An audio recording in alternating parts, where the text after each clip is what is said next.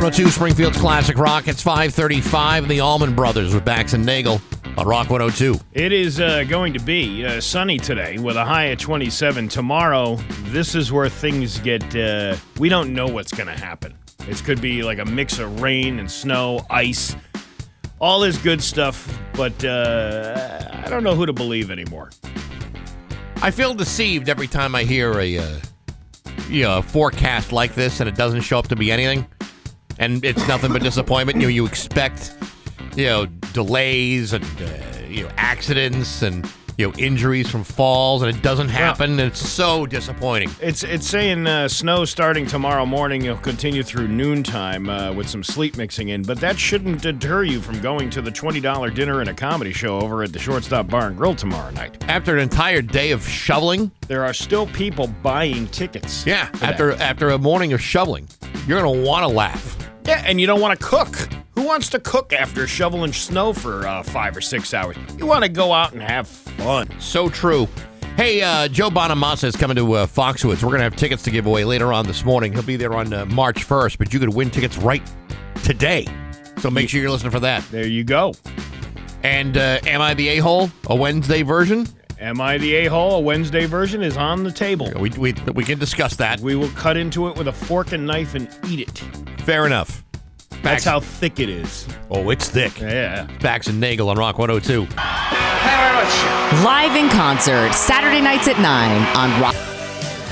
Rock 102, Springfield's Classic Rock. It's 5:52. And Def Leppard with Bax and Nagle on Rock 102.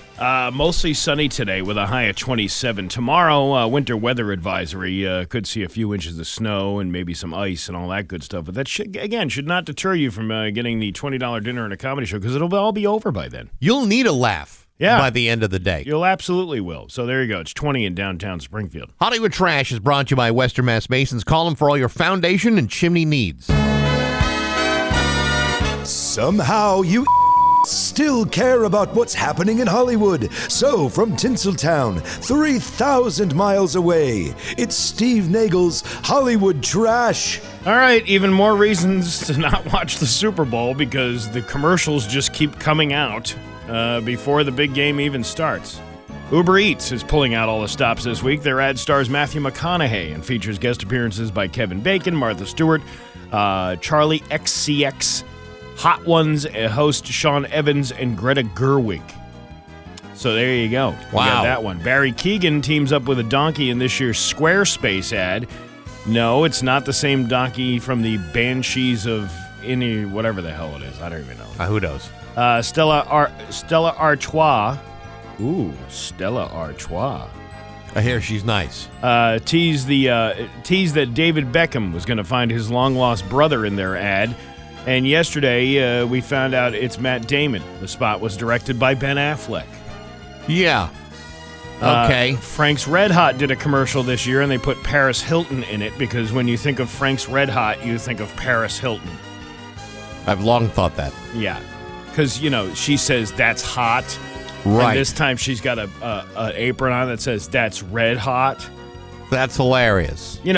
Just like the common folk can relate to Paris Hilton selling Frank's Red Hot sauce. Well, I'm glad that Frank's is, grabbed onto someone who is still so culturally relevant. Well, maybe we should save this for later. These are prop bets from the Super Bowl. We should save that for later. One. How about Michael Jordan's 34-year-old son Marcus had a little too much fun on Monday night, because he early Tuesday morning he got busted for DUI and cocaine possession outside of Orlando, Florida. Now, when Michael paid the bail, did he jump from 15 feet away and then slam the check down on the desk? Say 15. Here's the bail.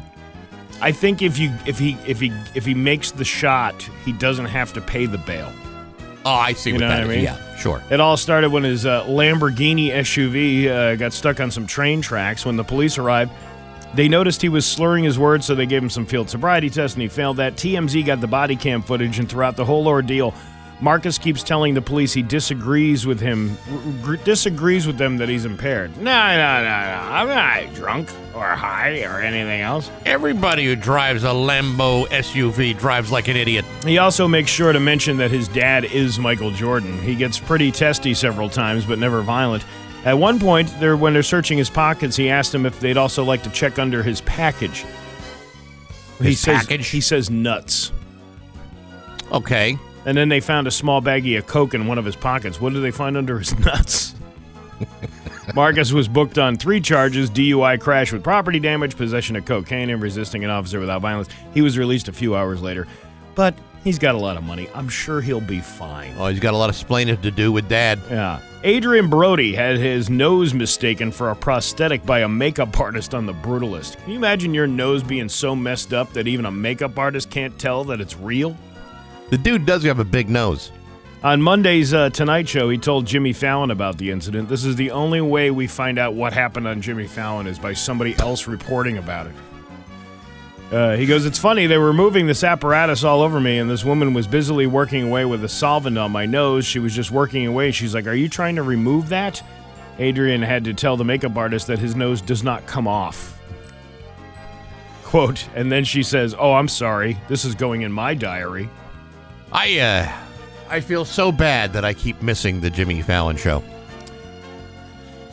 Or any of them. Any of them. I mean, I haven't. I feel so lost culturally.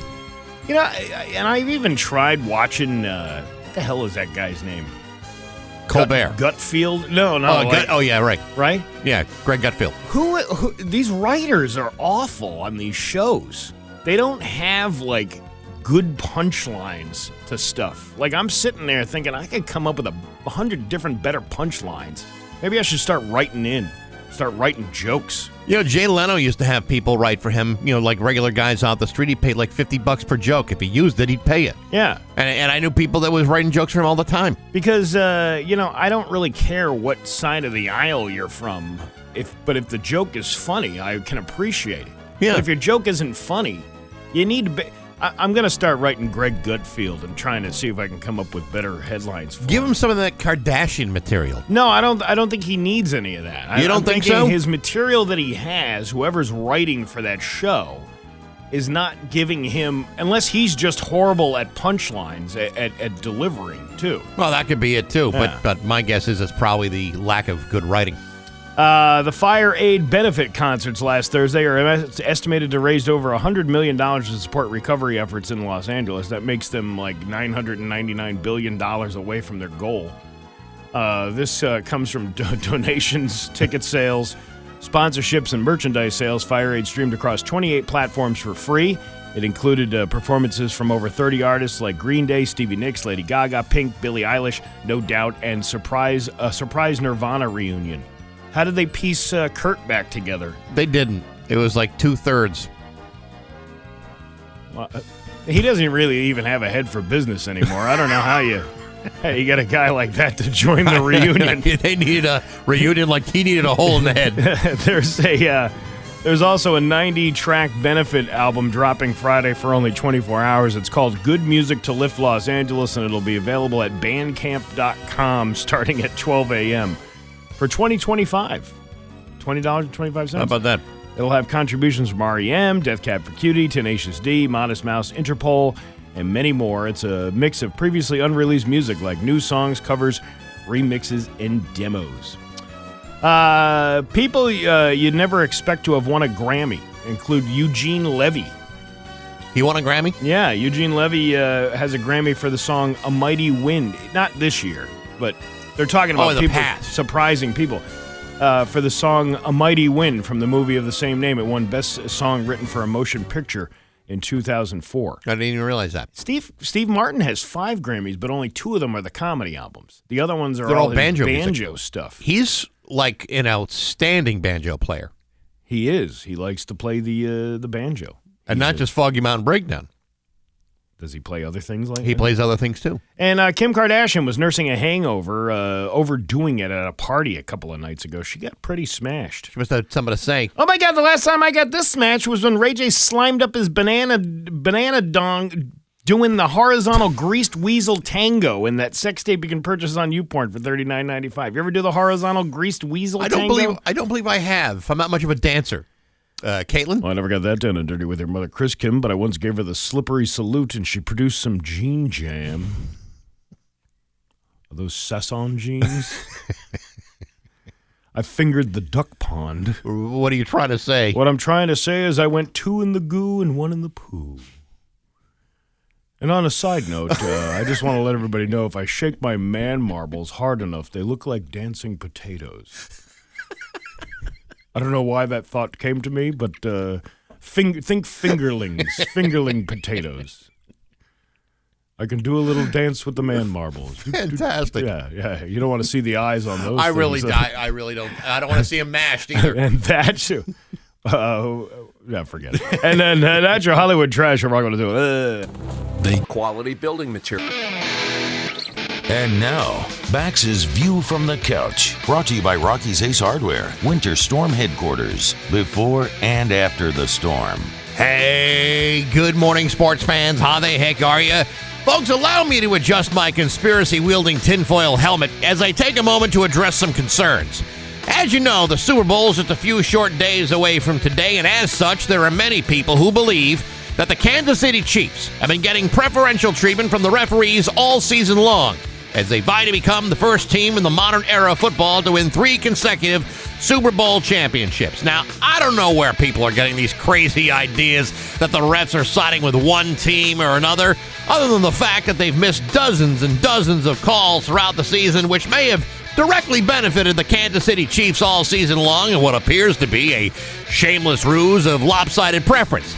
But earlier this week, Commissioner Roger Goodell refuted those claims, saying there is no existing conspiracy regarding the officiating during these games, and that those claims are ridiculous.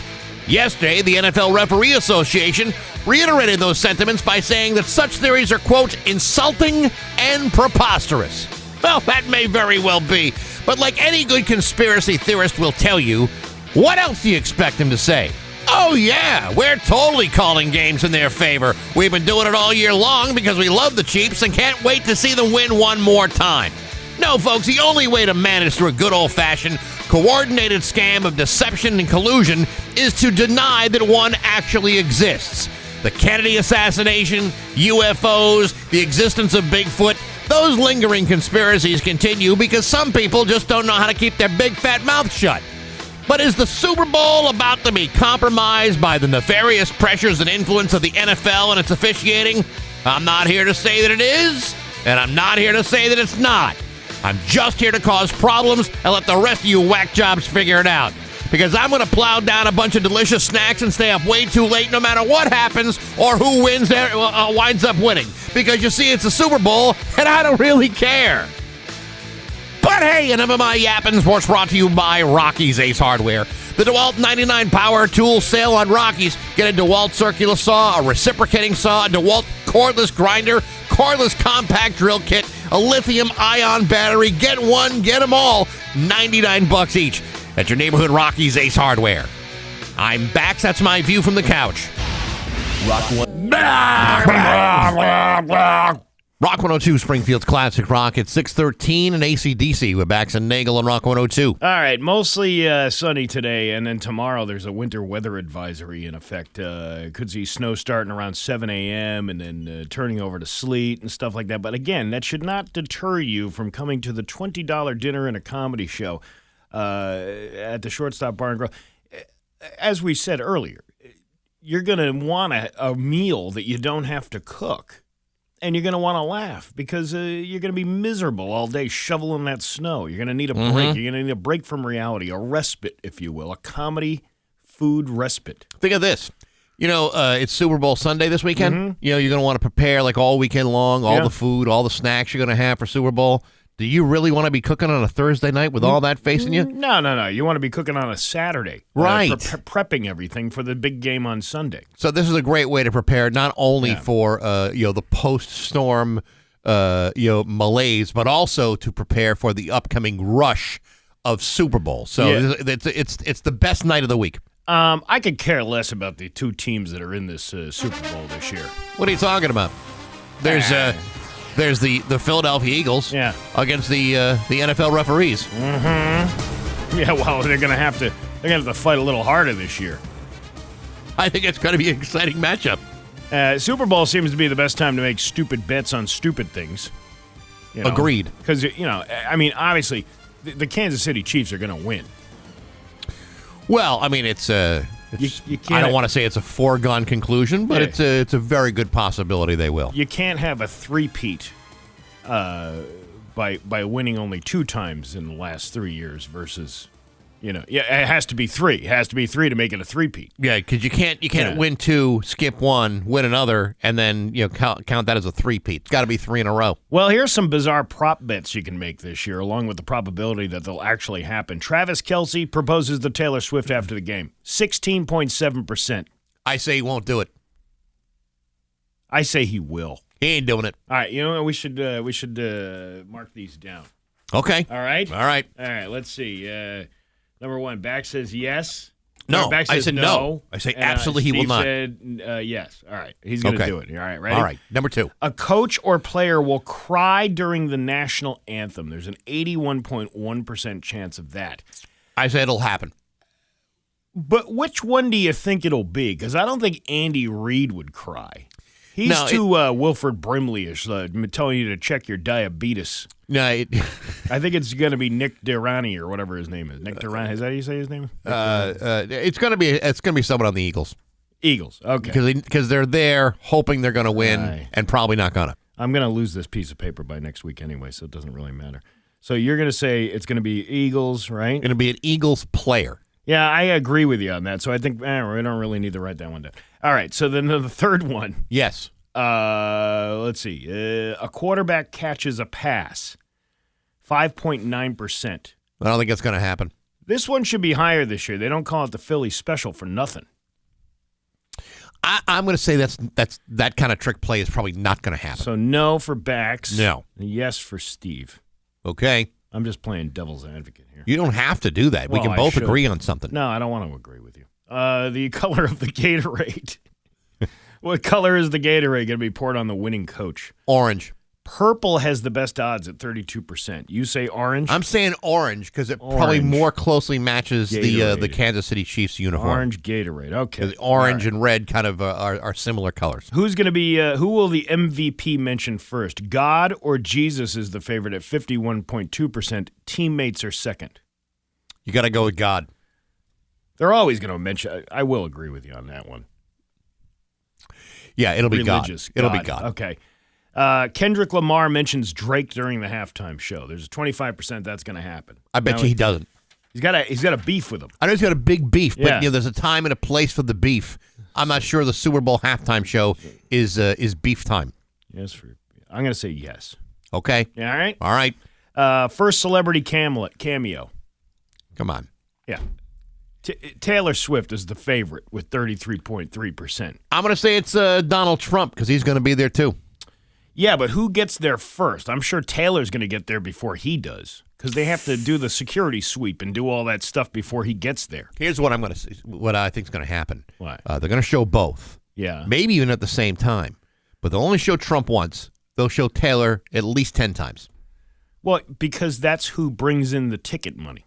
That's correct. You know what I mean? That's the one who brings it. You got to listen. As a dad of a teenage girl, the teenage girl doesn't care that Donald Trump is on the TV. Nobody really does. But yes, you're right. I mean, people are going to want to see Taylor. They're going but to want to see Taylor a million times. I want to say it's Trump just to get it out of the way and move on so we can see more Taylor. Yeah, but again, I don't think he's going to be there.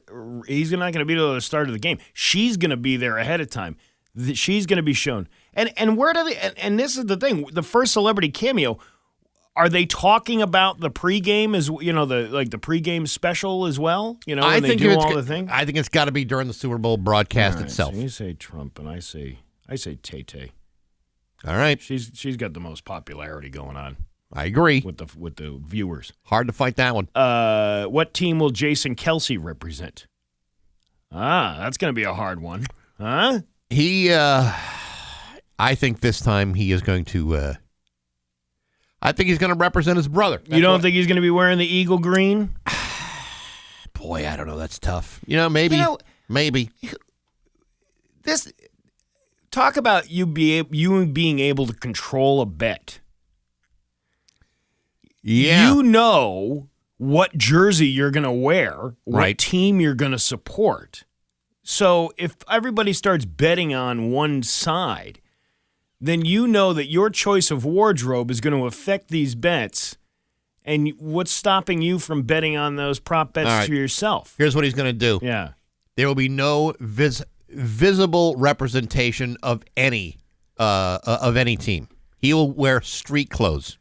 I don't know about that. Street clothes. Yeah, I don't know about Wear that. a big fat Taylor Swift hoodie, maybe some friendship bracelets. He'll be on Team Tay-Tay. And I would give you the rest of the list of prop bets. Yeah. But our company doesn't allow us to access like FanDuel, which is weird because we advertise for them too. We have. Sure. We've even endorsed them. Yeah. But we can't look at the rest of the prop bets. Well, We have been silenced. That's too bad. Yeah. What do you think what's your favorite prop bet to do during the Super Bowl? You know, I'm not really a betting guy. I mean, sometimes you wonder, well, okay, so what's the first commercial going to be? Yeah. Well, what's the first commercial after halftime? I would like to say, will there be any wardrobe malfunctions during the halftime show? I don't think so. We've already been through that. They're not going to let. Who's broadcasting it? Fox this year? Yeah. Fox isn't going to let that. Fox is a family friendly television. Well, channel. CBS used to be too. Yeah, well, that's what I'm saying. They're not going to violate that. There will probably be no wardrobe malfunctions, but damn it, I'm hoping there is. I'm more focused on the props on the Puppy Bowl. Oh yeah, well that would be awesome too. I'm going to guess a team of dogs is going to win. I'm going to say which bitch is going to urinate on the 50-yard line. That's what I want to see. Are we still talking about the Puppy Bowl, or are we talking about the Super Bowl? Well, we might have been talking about Taylor Swift again. I don't know. Because she could. Yeah, I mean, that could happen. At the end of the thing. But yeah, which one is gonna which wiener dog is gonna be the first to score? You'll have to watch to find you out. have to watch the Puppy Bowl, baby. It's 6:22 with Bax and Nagle at Rock 102. This year, make it the one With Classic Rock at 6:28 and Led Zeppelin with Bax and Nagle on Rock 102. Dan Brown has the full forecast for you.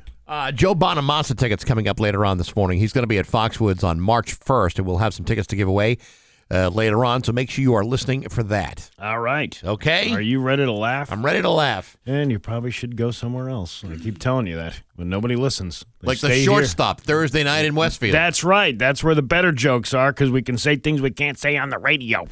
It's Bax and Nagle's Joke of the Day I'm funny how? I mean, funny like I'm a clown, I amuse you. on Rock 102, I make you laugh. Springfield's Classic Rock. Man, I can't do that one. We can't do that one. We certainly can't do that one. Try the Definitely next one. Can't do that one. And we can't do that one. How about this one? A guy walks into a bar and asks for money, and the bartender says, "That's not how it works." He asks for money from the bartender. Right. And the guy replies, "Why not? One bar equals one ATM." Is that the joke? I guess so. One bar equals one ATM. I don't even know what that means. I don't either. Just because it says it's a joke doesn't mean it's funny. Yeah, I guess. I mean, I'm just trying to listen. If you want more laughs, see, this is just the guys. Yeah, going, right. Wait a minute, that wasn't funny. Yeah, because it's on the radio. I can't tell the joke I want to tell here. Right. So I can tell it at the Shortstop. You can buy a ticket for $20. Dinner and a comedy show at the Shortstop tomorrow Man, night. you sure know how to sell something. Hey, you really listen, are. I'm I should be in sales here at Rock 102. You should. Yeah. I'm not dumb enough to do that. Well, you keep working like that, you probably will have to be in sales. You never know. That's it. That's all I got. Okay, All very right, good. there you go. Bax and Nagle and Local radio icon Steve Nagle. Thanks, Bax. The Enfield Police Department arrested 5 suspects from western Massachusetts and Connecticut on Monday during a planned operation to catch shoplifters. Enfield officers worked with the Connecticut State Police Retail Theft Task Force and the K-9 unit to apprehend shoplifters in the area. Enfield police said that the team worked directly with loss prevention from several stores in the shopping district to identify suspects.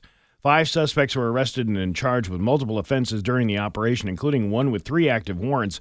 Officers seized approximately 200 bags of fentanyl from the suspects charged with drug possession, in addition to the crack pipes and needles. Now, what were they stealing from the stores? 'Cause I'm pretty sure crack pipes and needles are not available, say, like a Target. That was the things they found on them. Oh, I see. I don't know what they were. This guy, 39-year-old Scott Kaminsky of Springfield, was charged with possession of a controlled substance, operating a motor vehicle with suspension, improper use of registration. He had 2 active warrants from Enfield police for a violation of probation and 1 warrant from the Berlin Police Department. That takes his breath away. I see what you're doing there. The Yes, Berlin. right. Take your breath away.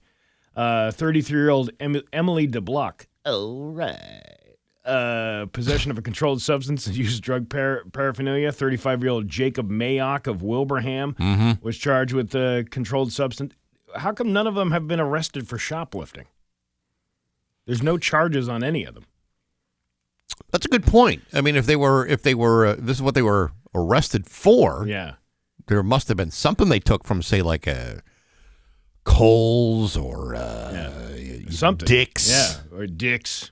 Definitely a target, probably. Certainly a target. 20-year-old Sean Bell of Windsor, larceny of the 6th degree. That was the one shoplifting charge.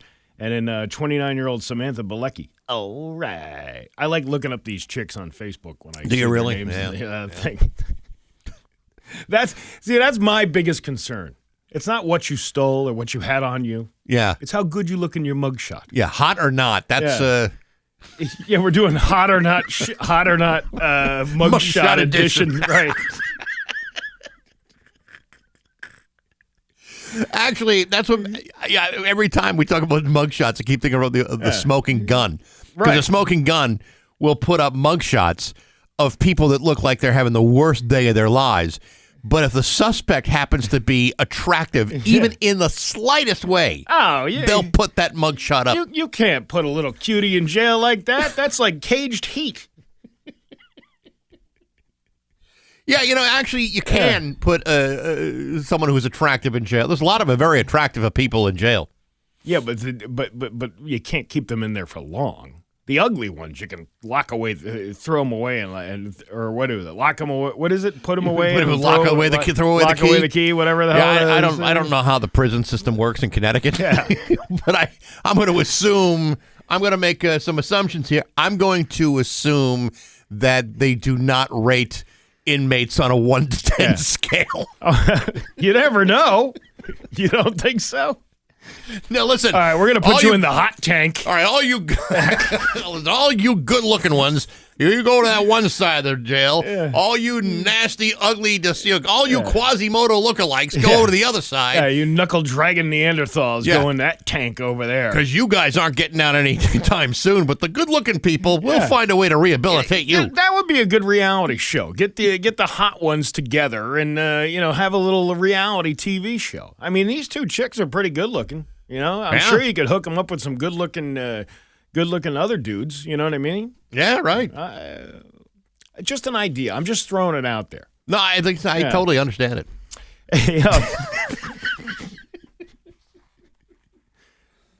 She can't go to jail. She's too good-looking. Yeah, I know. Let's make some use out of her then. I think a prison beauty pageant would be really interesting to see. I'm not a big pageant guy, but it would be it would be worth watching. I would think so. Here's Miss Connecticut just arrested for stealing pants out of Kohl's. Yeah, but you got to do it by town because you're in Connecticut. So you right. Miss Enfield. Miss what's that section of Enfield that Thompsonville? Thompsonville. Yeah. That's she ain't never gonna win. They've tried and tried and tried, but no respectable girl from Thompsonville has ever won that Connecticut beauty pageant.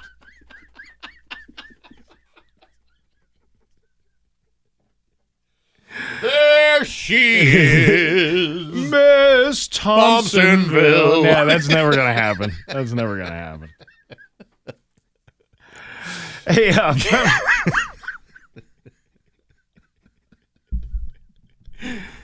There's somebody screaming at their radio right now telling us we're awful people. And you know they wouldn't be wrong. No, but I'm just trying to come up with better solutions. No, I agree. You want to get back on track, you give somebody, you give them a pep talk, and you say, look, you're so beautiful. You don't need to be in jail. But let's all gawk at you while you're, Yeah, right. You're out on bail. You know, if I were a parole officer, and I'm never going to be, but if I were a parole officer and I had, say, someone who had committed a crime, was facing like a long sentence. Yeah. The first thing I would do would not be necessarily to get them back get their lives back on track. The first thing I would do would probably, pay for a makeover and some swimwear. Yeah.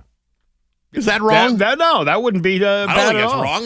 That's a pathway to rehabilitation. Yeah, see, it's another reality show. We can do, what is it, makeover? What is it, extreme makeover? Prison Mar makeovers. Yeah, I like it. I think we're onto something. I think we could pitch this to a TV channel. What do you think? Get the sheriff on the phone. Let's work this out. I'm sure he would be totally into that. All right, yeah, all right. Let's take some of these. Yes. Let's take some of these Neanderthals and gleam them up and see which one has the better makeover, and the one who gets judged the most gets off scot-free. Yeah, right. Yeah. I believe it's called re-entry. Oh, right. Giggity. Yeah.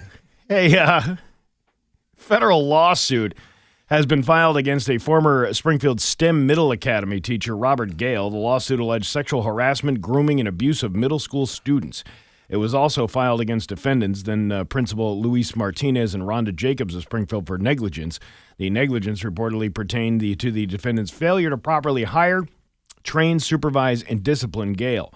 According to Laura Mangini, who's representing the victim in the case, said the client's family came to the attorney's office for a little over a year ago, frustrated with the school's overall response and lack of communication they received after Gale was arrested for the rape of a student.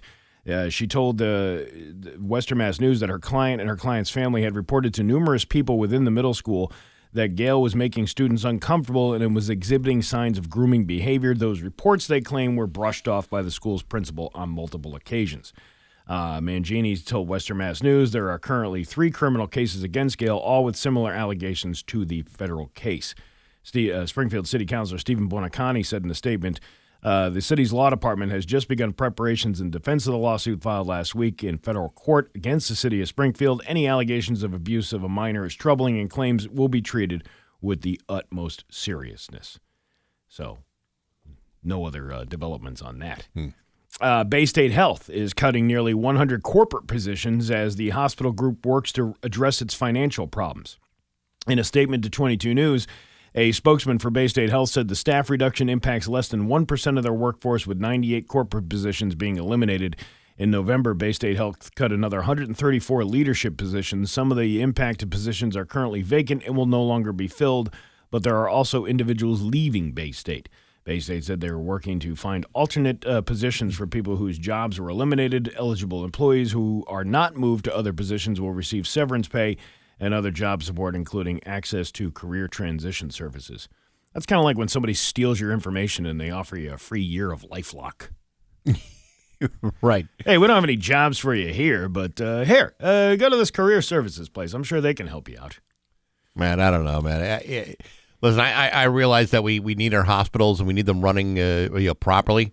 We were just watching some TV show called The Pit on I think it was on Netflix. Noah Wiley was in it. I don't think I'd last more than like 5 minutes working in an emergency room. I was watching that show for like 10 minutes, and I already got sick to my stomach. Well, the good thing is these aren't people who are in emergency positions. Yeah, they're corporate administrators positions and stuff like that. And listen, I don't wish that on anybody losing a job.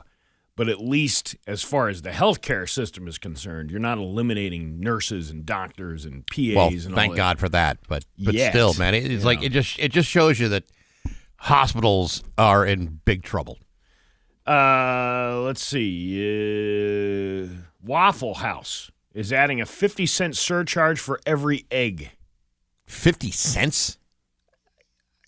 Explain something to me, because you go into the grocery store and there's hardly any eggs left and whatnot, and what are they, $7 a dozen now or something like that? Right.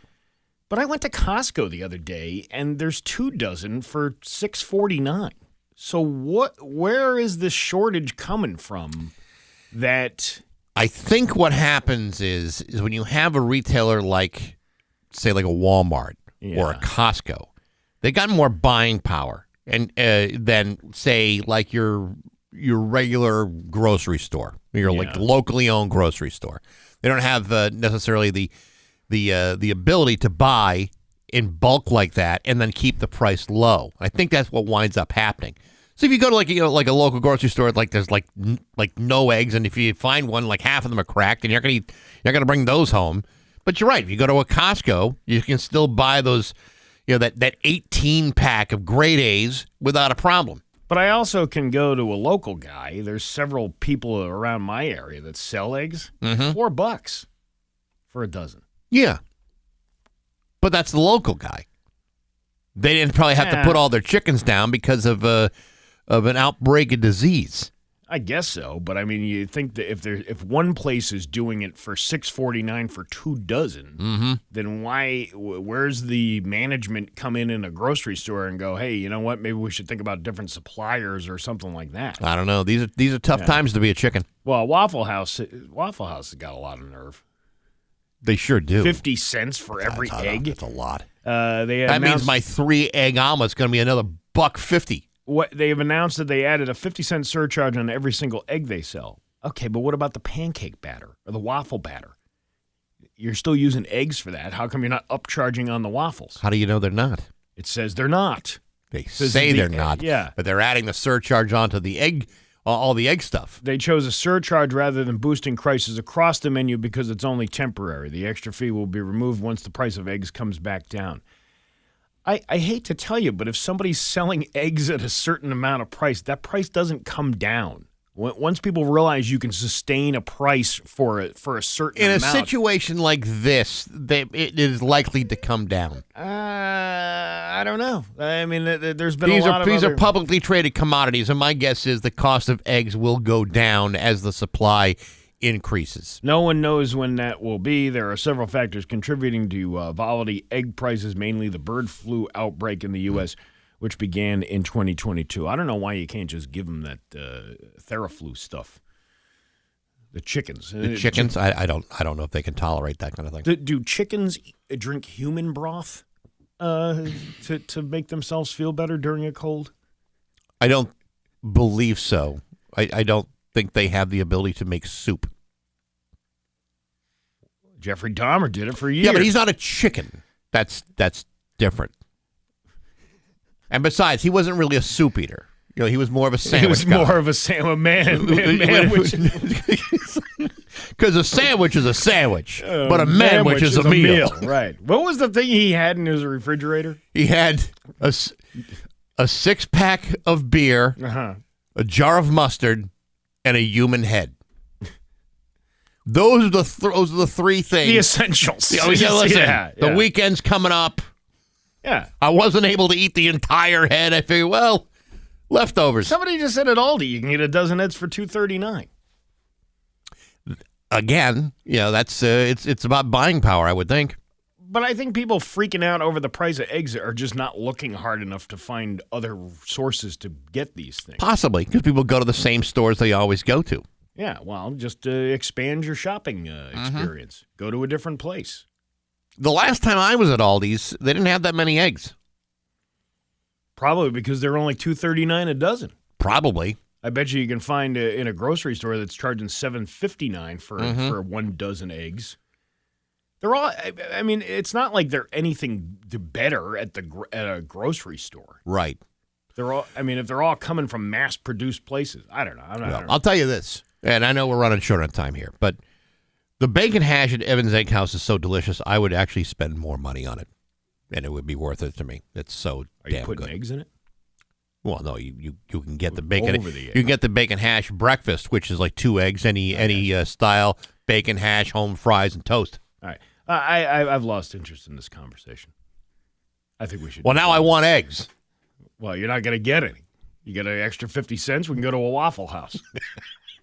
Your Pioneer Valley forecast today going to be sunny with a high of 27. Tomorrow, That's where some snow, sleet, rain, all that good stuff is going to go. 4 to 7 inches possible, depending on where you are throughout the Pioneer Valley. Again, do not let that deter you from going to the $20 dinner and a comedy show over at the Shortstop Bar and Grill. It's 20 in downtown Springfield. I'm Steve Nagle, and that's the news on Rock 102. It's 6:52 with Bax and Nagle on Rock 102. I just gave you the forecast. Pat Kelly tomorrow night is going to be with the road crew at the Rumble Seat Bar and Grill in Chicopee between 6 to 8. This is not normally his regular night at the Rumble Seat, but he's making accommodations. You could win a pair of tickets to see Def Leppard at Mohegan Sun on July 3rd. While you're there, enjoy half-priced appetizers, cold drinks at a great price. That's tomorrow night, 6 to 8 at the Rumble Seat Bar and Grill, 482 Springfield Street in Chicopee with Pat Kelly and Rock 102 Springfield's Classic Rock. Yeah, it's funny. We were just talking about Aldi's. They're dealing with some different problems over there. And Aldi's children's toy has gone viral after a shopper shared a photo of the stuffed animal online highlighting a questionable design detail. The post shared on Reddit shows a plush toy display in the middle aisle featuring a dog character that is hiding a bone in a pouch below its stomach. However, due to the positioning of the toy's features, many onlookers found themselves doing a double take. Hey, Aldi, I feel like this is a bad product design, one user said. They mentioned that being tempted to buy one, but ultimately didn't, though they thought it would make a great gift. It looks like the dog is got a bone of its own, if you know what I'm saying. The post racked up hundreds of likes, and the community was quick to share their thoughts on the hilarious find. Grab me a bone, kids. I can't unsee it. He looks so happy with himself. I can't believe no one thought, potentially inappropriate at any point in the design process. Meanwhile, I'll grab all these nuts. Well, you could go to the Aldi's nuts with all that bone you're going to have to accompany with it. However, many admitted it took them a moment to notice that something was wrong with the design. I honestly stared at it for a few seconds, wondering what is wrong with it. It's because your mind doesn't think like a smart person does. Smart person knows. Listen, I'm always looking for penis drawings somewhere. And you found plenty. Listen, I've said it before. You know how people, when they die, you look for, there's a cardinal, there's a thing. I tell everybody, listen, when you see if you see a penis drawing somewhere, think of Steve Nagle. That's how I want to be remembered. Yeah. Yeah, penis drawing in the snow, on the back of a rear windshield of a car, any of that stuff. You know, when the day comes, Steve, that you finally pass away, many, many, many years from now. Yeah. I hope that you make arrangements for a nice penis casket. No. But a penis drawing on the casket. Or a grave stone shaped like a big penis. No. It's got to be a drawing. All right, then have someone can shape of something. Someone can chisel a penis on your gravestone. There you go. Yeah, you get a guy. Maybe the guy writing the letters on the stone can do a little extra routing, granite routing. Well, look at this, a little penis. That'll be fun. It would really lighten up the mood, wouldn't it? Yeah. Steve would have wanted it this way. Right. It was one of his final wishes. Or you could have a stone that ticks back and forth. In the winter it goes down, and in the spring it pops shrinks up. because of the cold. Yeah, pops back up. Yeah, right. Listen, between this and the reality show of the hot chicks in the Enfield prison, Enfield lockup, right? Yes. I think we're on to something. We are. Yeah. It's it's coming up on 6:56 on Rock 102. And now, Bax's View from the Couch, brought to you by Rocky's Ace Hardware, Winter Storm Headquarters, before and after the storm. Hey, good morning, sports fans. How the heck are you? Folks, as you know, the entire basketball world has been turned upside down following that trade last Saturday where the Dallas Mavericks sent Luka Doncic to the Lakers for Anthony Davis, a bag of donuts, a couple of scratchies, and one free coupon to any participating Arby's location. It's being called one of the most shocking trades in NBA history. Shocking not only because Luka's a 25-year-old phenom that got Dallas into the NBA Finals last year, but because nobody had any idea that it was going to happen, including Luka, who was not only looking at signing a Supermax contract this summer that might have been worth $345 million. He also just wasted his money closing on a $15 million house in Dallas just days before the trade. Now, I have to tell you, buying a house is a stressful situation no matter what kind of place you're looking at. Whether it's a $15 million mansion with an open concept floor plan and plenty of closet space, or a burned out pile of 2x4s left behind from a California wildfire. Moving is never easy, especially for a guy who was expecting to have $345 million in his pocket. Unfortunately for him, the trade to the Lakers also negates that Supermax contract. On the other hand, it also means that the Lakers will have to find a way of reaching a new deal that makes Luka forget all about buying a house that he'll never use. What's that number going to be? Hard to tell. Meanwhile, the Dallas Mavericks are allegedly offering refunds to season ticket holders who are demanding their money back. Nevertheless, the Mavericks are holding firm to the idea that trading one of the most dominant players in the league to the Lakers somehow makes them better. Sure, there are some angry and disgruntled fans in Dallas this week, but Dallas sports fans are used to constant disappointment. On the other hand, there's a realtor out there that's about to receive their second 6% commission check on a $15 million house. If I were that realtor, this would be the single greatest week of my life, and I'd be totally okay with that. But hey, enough of my yapping. Sports brought to you by Rocky's Ace Hardware. You know, there's a woman in Westfield who's an authority on paint. Rachel at the Westfield Rockies. She's been there for over 20 years. If you need paint or advice, do what people in Westfield do. Go see Rachel. Good people, rock solid service at every Rocky's Ace Hardware. I'm Bax. That's my view from the couch. Rock 102. Rock 102, Springfield's Classic Rock at 7:08. And Bruce Springsteen, Rock 102. It's going to be sunny today with a high of 27. Tomorrow is where the winter weather advisory kicks in, and could see a mix of rain and snow and sleet and all that other good stuff. Could create kind of a mess for your morning commute, but it should all clear up by the afternoon, and you'll be able to go to that $20 dinner and a comedy show over at Shortstop Bar and Grill. See what you're doing. That's unbelievable how you stitch it all together like that. 20 degrees in downtown Springfield. Am I the a-hole? Yes. I knew you were going to say that. Well, just try to move it along. I got a couple of here. I swear to God, some of these are made up. Some of them don't sound made up. I don't think so, Steve. If they're on the internet, they're probably true. This one sounds pretty reasonable. Well, reasonably true. I wouldn't say reasonable. Reasonably true. Ready? Okay. Yes. Am I the a-hole for asking my husband not to walk around all nude because it makes my daughter uncomfortable? Go on. So I have a 14-year-old daughter, and my husband has two sons who are 10. My daughter's dad passed away when she was just 2, and my stepson's mom died when they were around 5. My husband was pretty used to walking around the house naked after showering since it was just boys around. Okay, first of all, I got to stop you here. That's not normal to do. I hear anecdotal stories of these kinds of things happening. Yeah. I don't walk around the house naked when my kids are home. Do you walk around the house naked when your kids aren't there?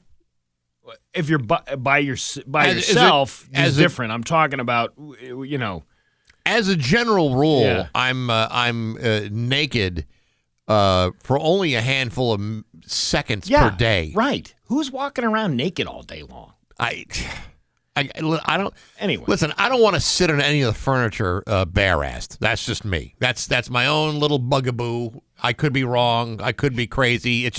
It's how I roll. Should we really call this "Am I the a-hole" when I'm already making snap judgments, saying that this guy is really out of his gourd? Anyway, but now there's me and my daughter, who is a teenager. My daughter leaves her door open because of something that happened when she was younger. We had to evacuate, and her door got stuck, so she's a bit traumatized by that. Also, my husband has this habit of walking out of the bathroom naked after taking a shower, just strolling to the bedroom all chill while scrolling on his phone. My daughter came to me the other day complaining that she doesn't want to see him like that. I told my husband about it, and he was like, okay, but then he got annoyed with my daughter for bringing it up instead of just letting it go. I explained that she thinks seeing her stepfather naked is really disrespectful to both of them, and she values his privacy. He suggested she just start closing the door, even though he knows about her trauma. And then he said, tell her to get some therapy. She's already in therapy and is actually getting better at shutting the door when she changes. He got all mad by saying, I was choosing her over him. We've been going back and forth for 3 days about the same thing, which is why I'm here. My daughter said she could just handle it because she hates hearing us argue. So, am I the a-hole? No, you're not the a-hole, but you're dating one. Yeah. Or your is it a husband? Her new husband or stepfather? It's her. Yes, it's not her original husband. It's the new husband. All right. Well, the new husband's a jerk. Yeah, I would say so. Stop being naked in the house with the kids in the house. It's just creepy and not, and even more so that this poor girl has gone through some level of trauma. Yeah. Stop being so selfish and put your clothes on. I like covering up. I like wearing. I have these PJs I have from Costco, which were only $12.99 for the set, by the way. Sure. And you cover yourself up. You have to. There's no reason for you to be naked. The nakedness is happening in the 2 minutes however long it takes me to take a shower. Sure. That happens solely in the bathroom. That doesn't happen. I'm not like, well, I'm just gonna walk out in the middle of the house and grab all my stuff. Well, I mean, if let's say you're in a committed relationship and you're the only two people in the house. Yeah. Being naked is not that crazy. But if there's a third person in the house, regardless of who or what or how or why they're there, put some damn clothes on. Stop acting like a jackhole. Yeah, you shouldn't be walking around. First of all, there's good naked and bad naked. Yes, there is. You're opening a jar of pickles. Bad naked. That's bad naked. Bad right naked. There. You don't want to do that. If you're playing with power tools, that's another bad naked. Yeah. All right, you ready? Yes. Am I the a-hole for sleeping with my sister's fiance and then telling her about it at the bachelorette party? All right, hear her out, okay? Before you judge. Before you make a snap judgment, just see what she has to say, okay? So my sister, let's call her Emily, is getting married to her fiance, Mark. They've been together for 3 years, and everyone thinks they're the perfect couple. But there's the thing. Mark and I have always had this tension, if you will. We've flirted here and there, but I've never acted on it until last month.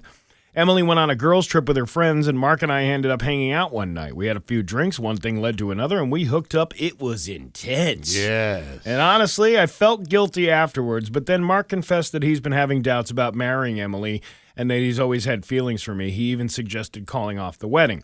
Fast forward to Emily's bachelorette party last weekend.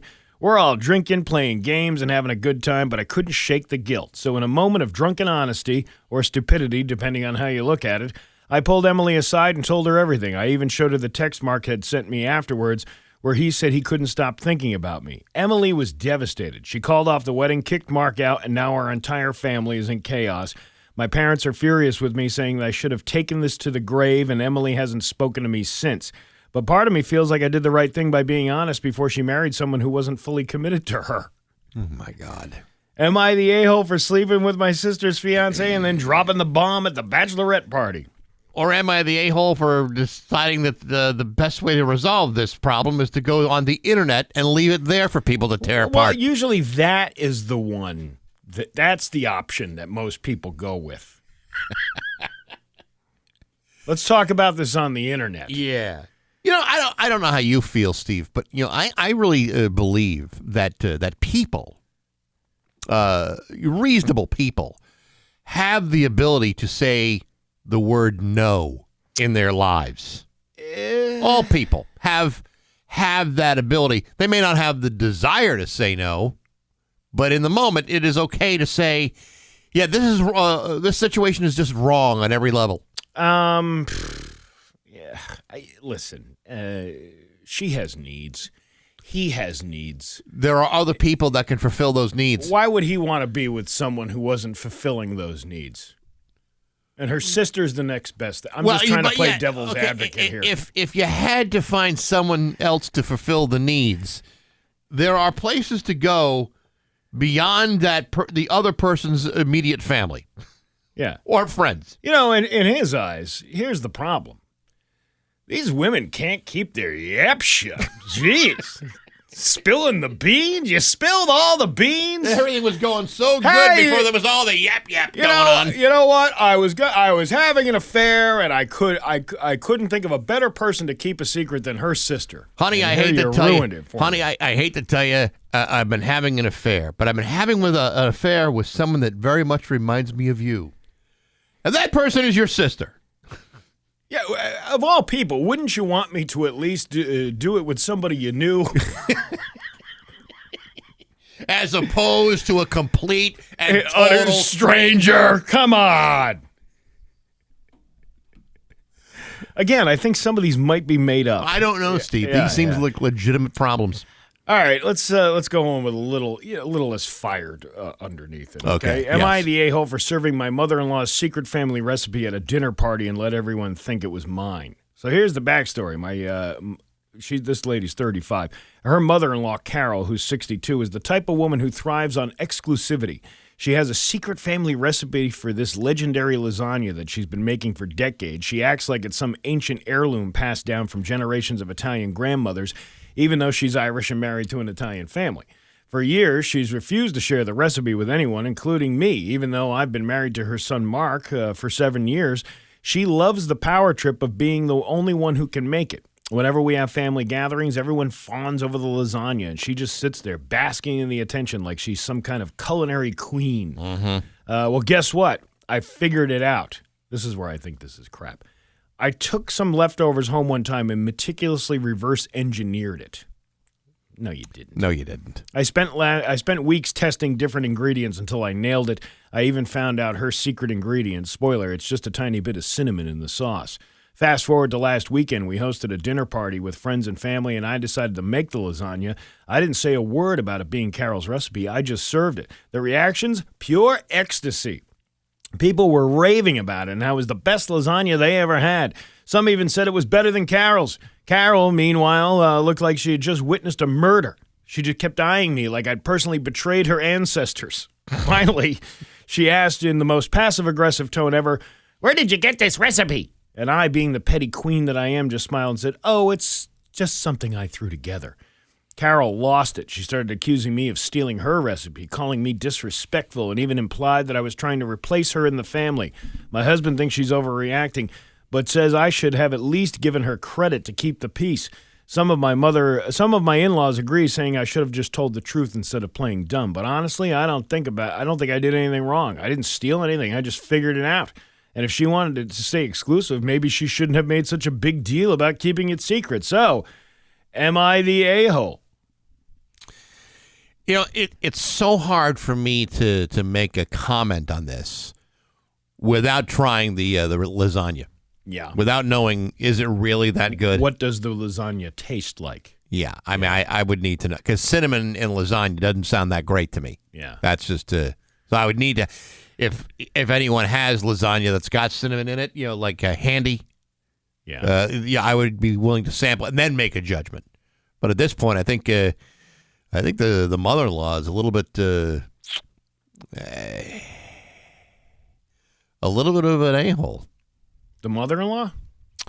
Well, they're both kind of a-holes. Because, I mean, I wouldn't, if the lasagna was this woman's star dish, I wouldn't serve a lasagna. Because I know it's never going to be that lasagna. I'd serve something different. You know what would solve all of this? What? If this young lady would just sleep with Carol's husband and would just, you know. That didn't occur to me, but now that you brought it up, it makes a lot of sense. Yeah, I mean, you really want to get back at her. Yeah, Forget the recipe. Yeah, I would have sex with their father-in-law. I would clear that lasagna right off the table and do the old man right there. That's right. Right. And now you'll find out what the ingredients are in the secret recipe. And there you go. That's another round of Am I the A-hole here on the Bax and Nagle Show. It's 7:21 on Rock 102. The Big Rock 102, Springfield's Classic Rock. It's 7:28. And ZZ Top with Bax and Nagle on Rock 102. Dan Brown should have the full forecast for you. This week on Baxi's Musical Podcast, my guest has been Tex Mosley from the band Neverland Ranch Davidians. These are... It's a band that's about to release their second album later on this week, I think on Thursday or Friday. But anyway, their new album is called Shout It on the Mountain. Had a chance to listen to it. It's really, really fun. And Little Steven from the E Street Band, Little Steven's Underground Garage, a big fan of it. Also, so is Iggy Pop and Henry Rollins, and really, really cool stuff. And you'll be able to hear that interview on Apple Podcasts, SoundCloud, Spotify, the Rock 102 YouTube channel, rock102.com, and on the Rock 102 app. It's all brought to you by Metro Chrysler Dodge Jeep and Ram at Chicopee and Rock 102 Springfield's Classic Rock. Were you familiar with all the people in the Ronald McDonald land when you were a kid? For the most part. Do you remember Uncle O'Grimacy? Yes. Yeah. He was a rarely featured character that would only come out when they were reintroducing the Shamrock Shake. Right, and that's what they're doing. They're leaning on customers' nostalgia for McDonald Land characters to spur sales again of its Shamrock Shake. Do you really need to spur the sales of that? I mean, that's like one of those staples that everybody knows about every year. Like it's like the end of February, March favorite. Yeah, there's a lot of people that go out of their way when they reintroduce the McRib once a year. Yeah. The same mania, I think, exists, maybe even more so for the Shamrock Shake, because it is a refreshing, frosty, cold drink. The company said Tuesday that Grimace will reunite with his Irish uncle, Uncle O'Grimacy, unretiring the mascot after decades being out of the spotlight. McDonald's originally created Uncle O'Grimacy in 1975 to promote the Shamrock Shake, but he hasn't been seen since the mid-'80s. The Shamrock Shake, a seasonal staple for more than 50 years, returns to the restaurants annually just before St. Patrick's Day. The milkshake comes back on February 10th, which is a little more than a month before that. This year's 25 cents for every Shamrock Shake will go towards the Ronald McDonald House charities. Yeah, see, the thing is, I think it's probably the right thing to bring back the character. I mean, many people may not remember him from the 1970s, but I got to tell you, that milkshake brings all the boys back to the yard. Yeah, it does. Are they going back to the time when the shake machines actually worked, too? Is that part of their business plan? That is one thing they are going to have to address. And he's green. He's completely green, Uncle O'Grimacy. Yeah, like the Shamrock Shake. So what are you making the shake out of? Green stuff. Yeah. Yes. Yeah. Apparently, he does something with his shamrocks. Oh, really? That's right. What does he do with his shamrocks? Does he? I don't know if he dips the shillelagh in and mixes it up, but that's what makes it so refreshing. Have you kissed the Blarney Stone? Not if you kiss the Blarney Stone enough, you'll get a Shamrock Shake out of it. I bet you will. Yeah. But maybe not at a McDonald's. All right. It's 7:31. News is next on Rock 102. Here's your Western. 7:35 with Bax and Nagle on Rock 102. It's time for news brought to you by Gary Rome Hyundai. Technicians get up to a $5,000 sign-on bonus right now. Learn more at GaryRomeHyundai.com/family. His local radio icon, Steve Nagle. Thanks, Max. The Enfield police arrested 5 suspects from Western Mass and Connecticut on Monday during a planned operation to catch shoplifters. Enfield police worked with the Connecticut State Police to Retail Theft Task Force and the K-9 unit to apprehend shoplifters in the area.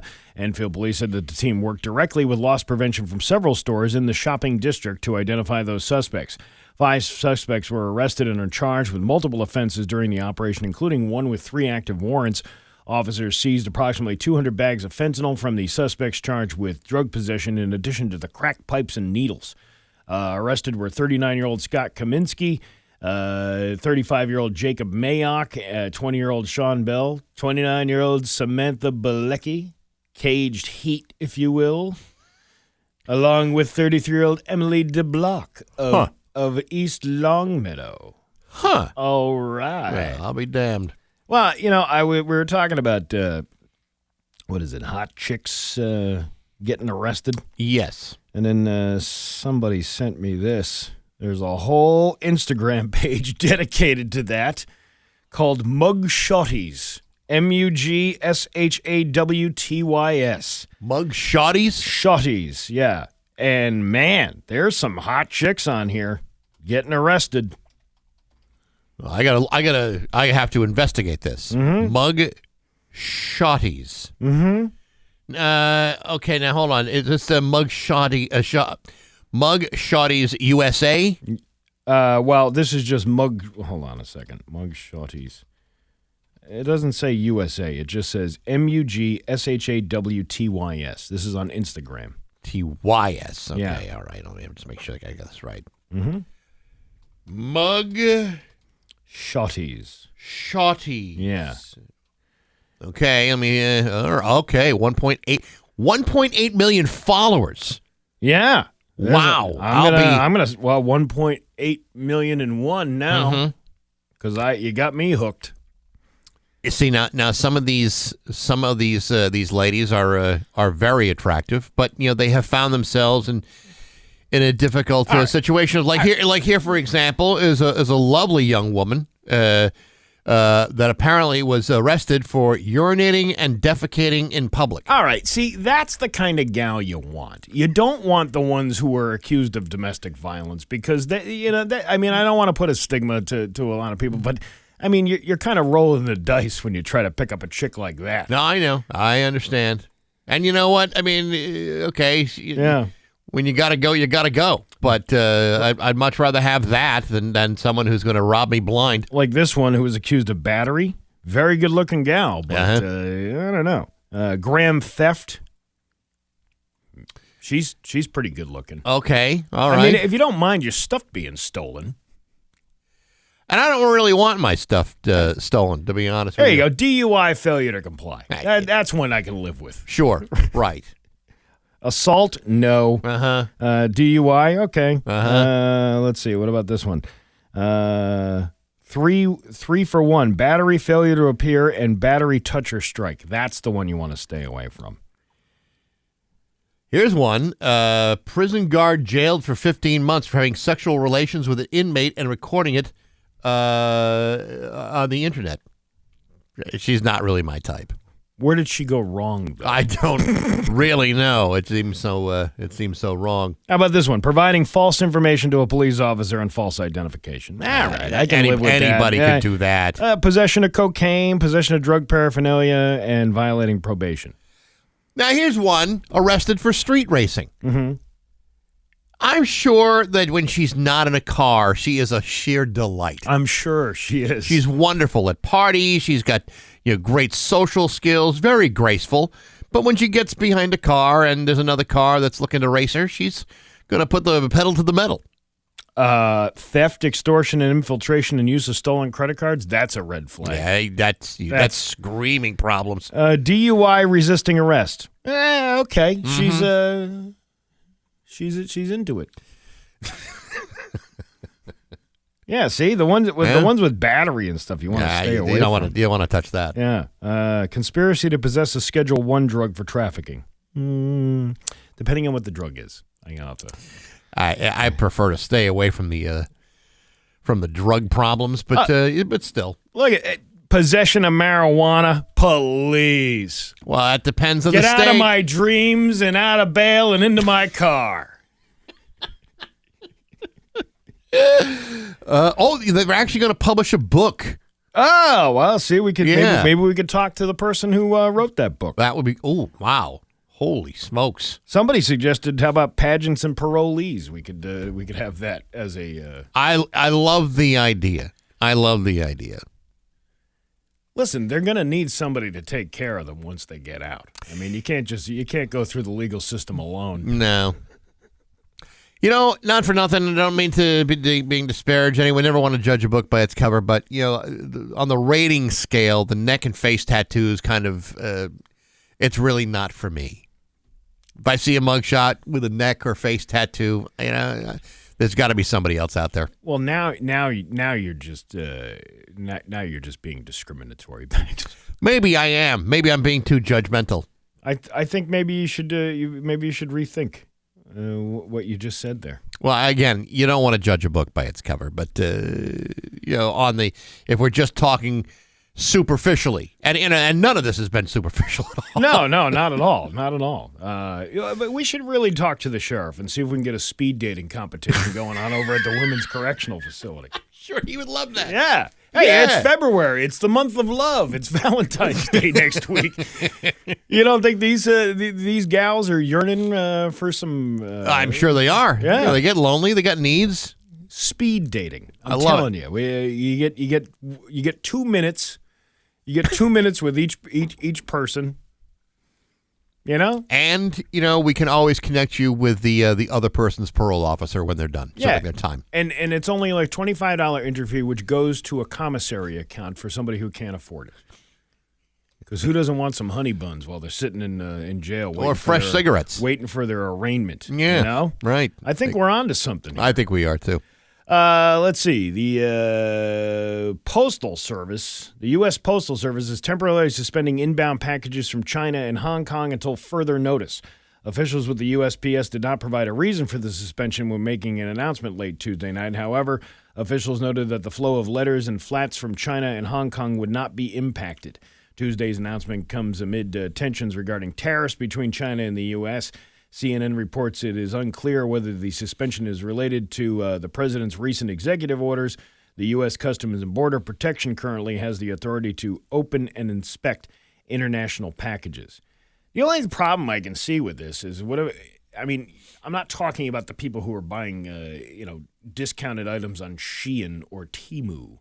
Right. But the small businesses, though, who rely on shipments. I mean, if they're being held there, then essentially that's cutting off small businesses from receiving packages that might otherwise be used for, profitable money. Well, is that what they're saying here? That these are packages going to other businesses for retail purposes, or are these packages going to individual consumers? I don't know.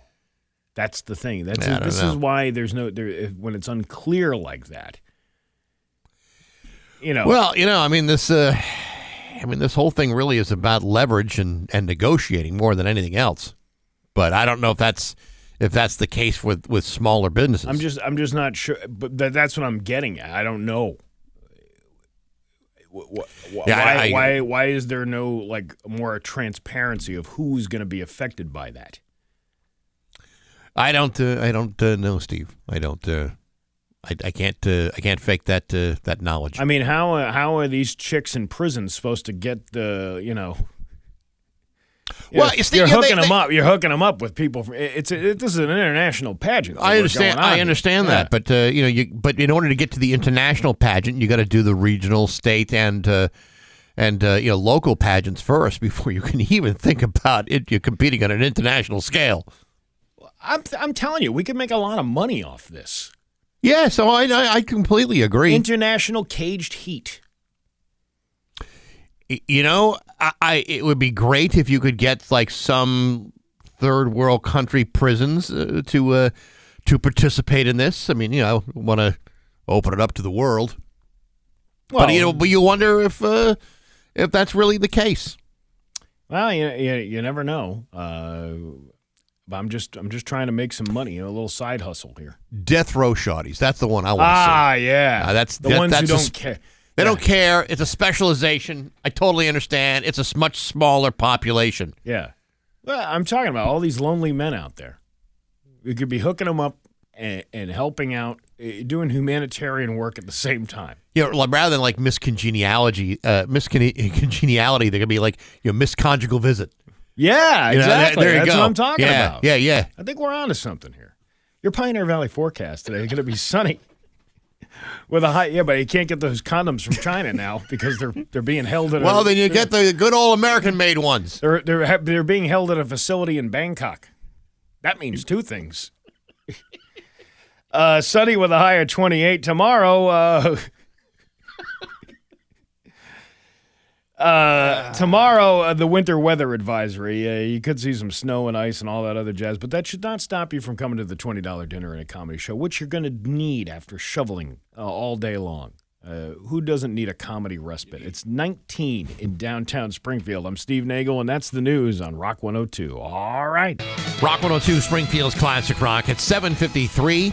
38 special with Bax and Nagle on Rock 102. Going to be sunny today with a high of 28. Tomorrow, winter weather advisory. Could see up to 4 inches of ice, sleet, snow, all that good stuff. But that's going to happen early. Again, don't let that deter you from coming to the $20 dinner and a comedy show over at the Shortstop Bar and Grill. You're looking for something to do on Friday night. Free Music Friday is back at MGM Springfield. In fact, this Friday, Gold Dust, New England's premier Fleetwood Mac and Tom Petty tribute, will be performing from 6:30 to 8:30. I'll be there along with the Rock 102 Road Crew. Your chance to win some pretty cool prizes. That's this Friday, 6:30 to 8:30 at the Aria Ballroom. That's on the second floor at MGM with me and the Road Crew from Rock 102 Springfield's Classic Rock. I saw on it's Tubi because I don't have regular TV. You cut the cord? I cut the cord. Okay. And so I got Tubi.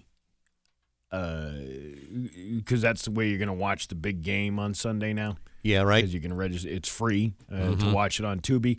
They have all kinds of movies and stuff on there. And one of them is a 4-hour Tom Petty documentary. Oh, my God. Yeah. And I'm like, even for free,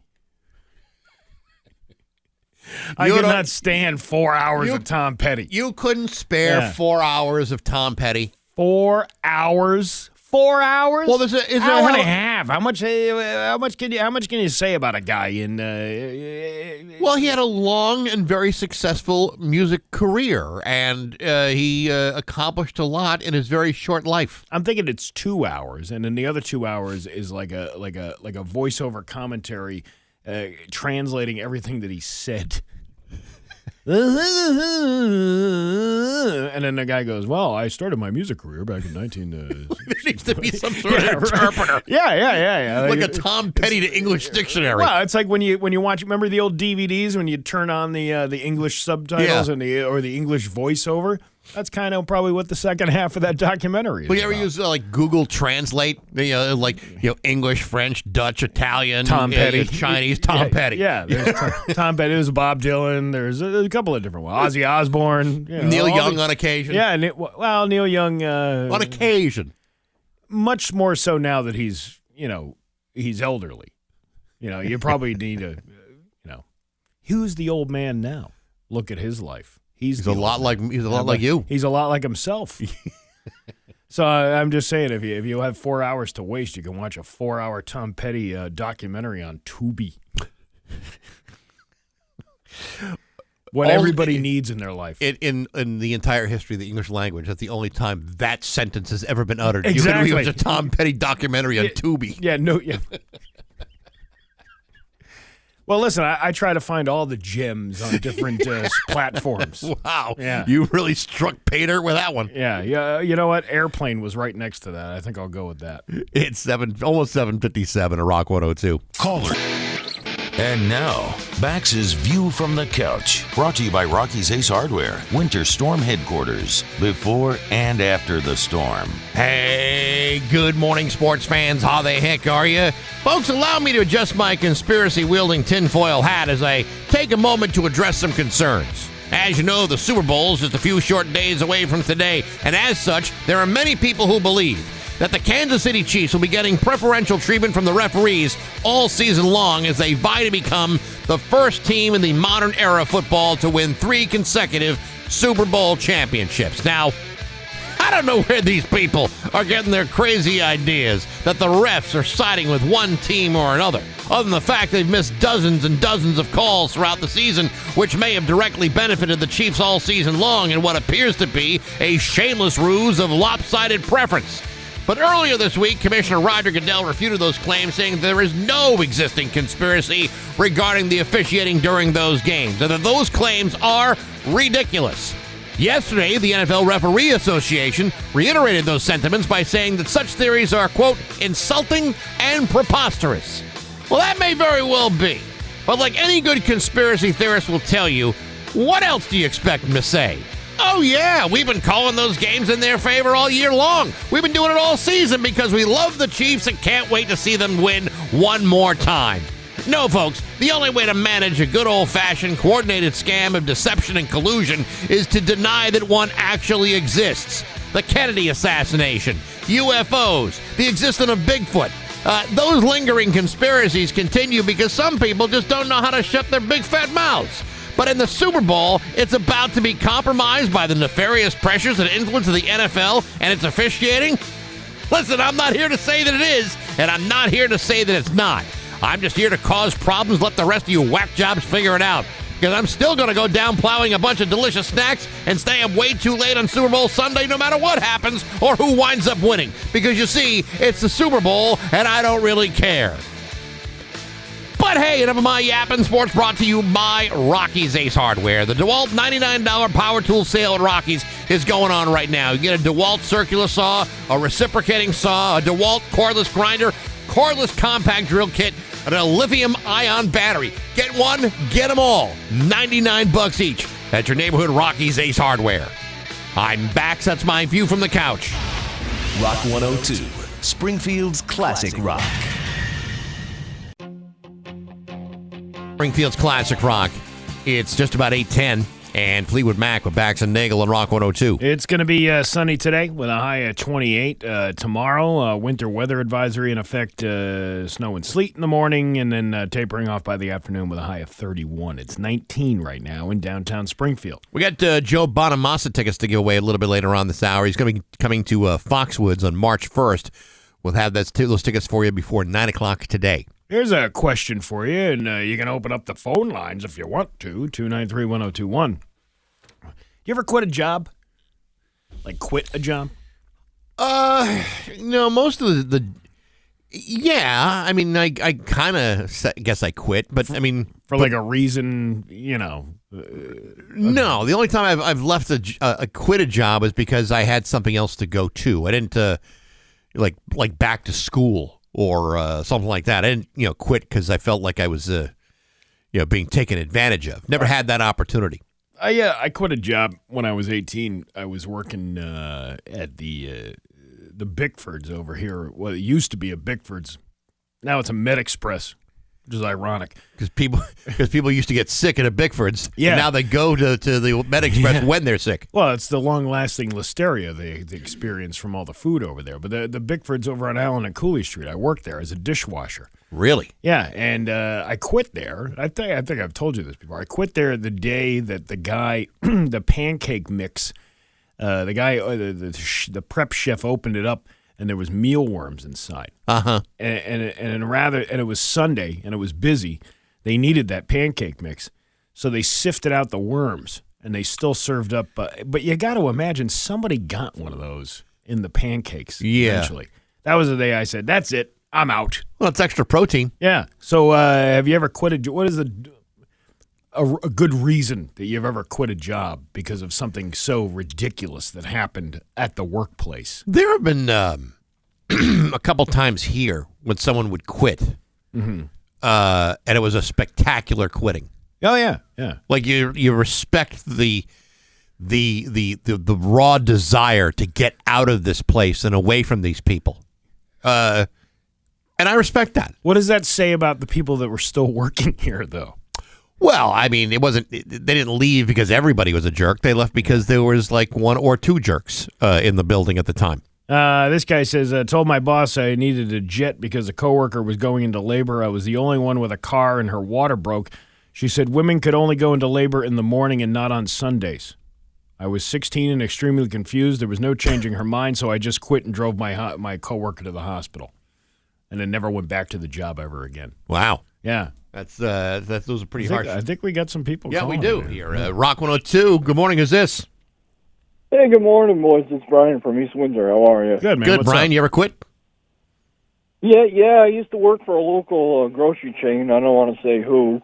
And they called me up to HR one day because I was a little aggressive. I was, angry with a kid and threw a package of chicken back on the courtesy counter. Uh-huh.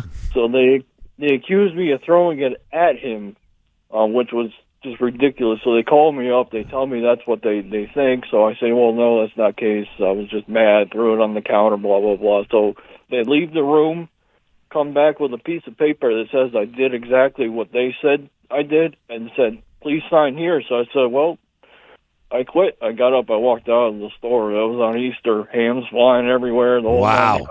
I would have made demands and said, okay, I'll sign this if you refer to it as the discourtesy counter, because that's what this place is. I don't know if you can make those kinds of demands and get away with it. So what prompted you? I'm a little curious. What prompted you to?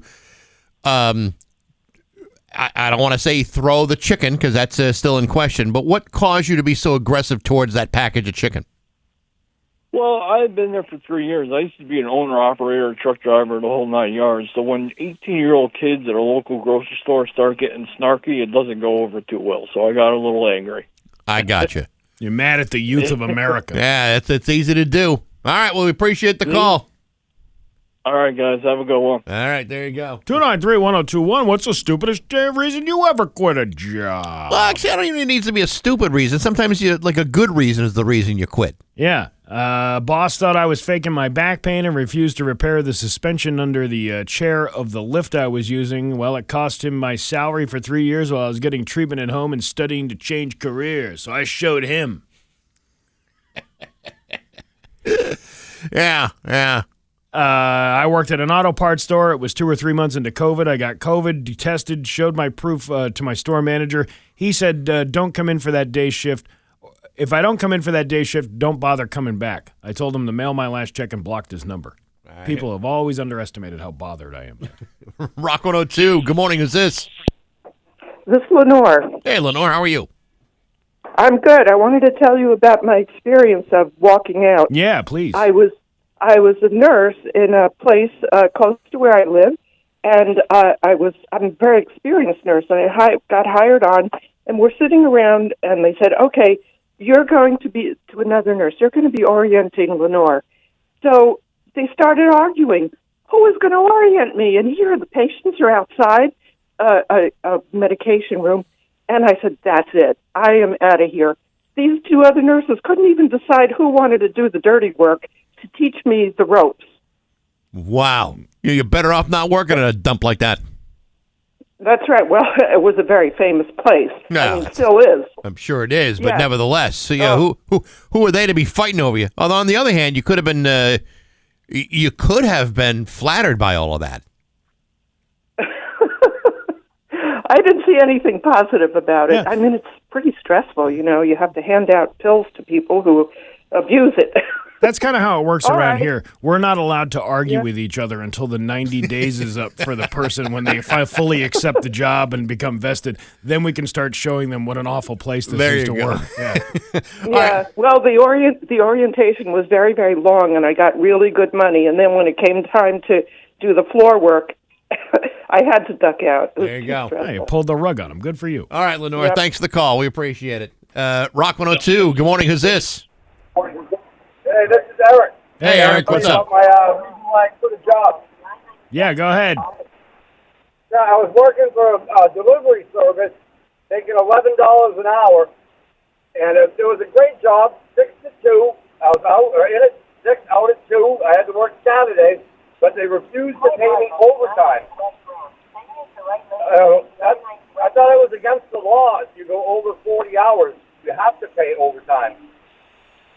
Well, I don't know how that works. I'm not. Yeah, not every. We don't pay overtime. Of course, I've never actually put in more than 40 hours, so never really tested that theory. How would you know? Barely put in 35. Well, I mean, it's all relative, don't you think? Yeah, you guys do a great job anyway. No, thank you. thanks We so much. appreciate it. Yeah, All right. we won't see us working any 1 hour over 38 hours. Oh, come on! Someone hung up. Yeah, well, I Yeah, mean, but- there are people out there who don't want to follow the rules. No, hey, listen, I understand it. Some people are just agitators. Rock 102. Good morning. Who's this? Chris from Mansfield, how you doing today? Good. What's up? So it's kind of like a mass firing and myself firing as well. Back in the mid-late 2000s, I used to work at a retirement home as a chef. And I did pretty much the afternoon, evening shift, and we had a guy that did the morning. Well, he wasn't exactly following like practices, and there was a huge HR investigation. And long story short, when it came time to let go of the staff, the head chef was already gone for about 2 months now because senior assistants were getting sick. And I was one of the people that called because it was over 300 residents that lived there. I was very concerned. And there was a police officer outside. I remember stepping outside to grab a quick smoke. My boss was like, you need to come inside. I'm like, no, I'm on break. So they brought the guy in to fire him. There had 2 more people go. When my turn came up, they brought another cruiser and 2 more officers. So I had 3 officers in the room, HR, the big bosses, the whole company. I told them all to pound sand. They wanted me to sign paperwork. I said, hell no, give me my last paycheck, and I walked out. Way to go, There Norma you Ray. go. Yeah, I was just get out of my head. I was gonna say Norma Ray too. It's like we're on the same level, Bax. Medico. Whoa! It's unbelievable. It's like a Vulcan mind meld. This all kid of a doesn't sudden. even know who Norma Ray is. No, of course not. But there you go. Well, I'm glad you taught them a lesson. You're not gonna. No one's going to screw with you, pal. Absolutely. All right, thanks, man. All right, there you go. Hey, All right. by the way, I've been told that MedExpress at Allen and Cooley closed a while ago. Yeah, you know why? Because they opened a bag of pancake batter and they tried to sift out the worms, and all the patients knew. There's no pancakes here for you on a Sunday. Perfect. Yeah. I actually think the most. I'm trying to remember. No, there was a firing. There wasn't a quitting. I've seen some good firings in my day. That's for sure. I've seen some really. I mean, maybe not. I didn't quit, but I've seen some really disgusting. I used to work in kitchens a lot when I was a kid. Yeah. You know, from like the age of. I think it was the age of 12. I was working illegally at a restaurant, but then several other restaurants that were. There was this like 5-star restaurant I worked at in Skaneateles, New York. It was called the Sherwood Inn. Okay. It was, God, the uncleanliness of a 5-star restaurant. When you think that you're paying all this extra money to get good food, there was like under the dishwasher thing. There was this awful smell coming from something. Now, I was a kid. I didn't understand like what to clean. They were just telling us to clean dishes. And there was a senior man there who was the head dishwasher or whatever. They couldn't figure out where the smell was coming from. Somebody finally cleaned out the trap underneath the thing. God. There was maggots underneath the trap of the thing. And I'm like, man, a 5-star restaurant with this kind of uncleanliness going on here. Every time I see an episode of Bar Rescue, and you see what what he finds in a bar, that like is serving food or whatever, you're like, what the hell is that? Well, I was telling you not too long ago, I went to that new thrift store out in Westfield. Yeah, it's called Sushi for some reason, right? But there's no raw fish in there. It's too bad. It's the old Moose Club, and they've revamped the whole place. I mean, you couldn't tell that it was a Moose Club other than the outside of it. You know, the old kind of building. Right. But I remember what it used to be like in the Moose Club, and I'm like, oh, this is the spot where all the bottles of liquor with the fruit flies were flying around on them down here. I can't believe this place closed. It seemed so popular at the time. It's 8:22 at Rock 102. Rock 102, Springfield's Classic Rock. It's 8:27, and Pat Benatar with Bax and Nagle on Rock 102. Apparently, we just played the exact same song at the exact same time as 102.9 The Whale. Wow, what are the odds that we're working in tandem to make sure that happens? I want to know why that guy is listening to that station. Well, it's actually surprising that anyone is listening to that station. Well, but somebody is. Yeah, the people who are working there, but once you get beyond the walls. Would you ever want to be a cab driver? No, I wouldn't. I wouldn't either. After watching Taxi Driver with Robert De Niro having to clean the seats at the end of the night. You clean the seats. Yeah. You can't go to a pornographic film with Sybil Shepherd. Right. I mean, like there's so many things to not want to be to not want to get involved. New York City taxi drivers said they're facing a bathroom access crisis, and they're calling for the city to provide them bathroom placards that would allow for easier parking when they need to relieve themselves. Apparently, they've just been pulling over in alleyways and going to the bathroom. You know, there's a shocking lack of public restrooms in the city of New York. Like, you ever go to go to the city and then like you really got to go? Why has nobody come up with like a pay to pee system? You know what I mean? Like because I think a lot of these businesses don't want to have to go through the hassle of cleaning bathrooms after New Yorkers have been through it. But I remember years ago hearing about like these things that they were going to set up that they sanitize themselves. There were street corner type little dojos, if you will, that you pay $1 to go to the bathroom, and then the thing sanitizes itself, and it's ready for the next person to go into.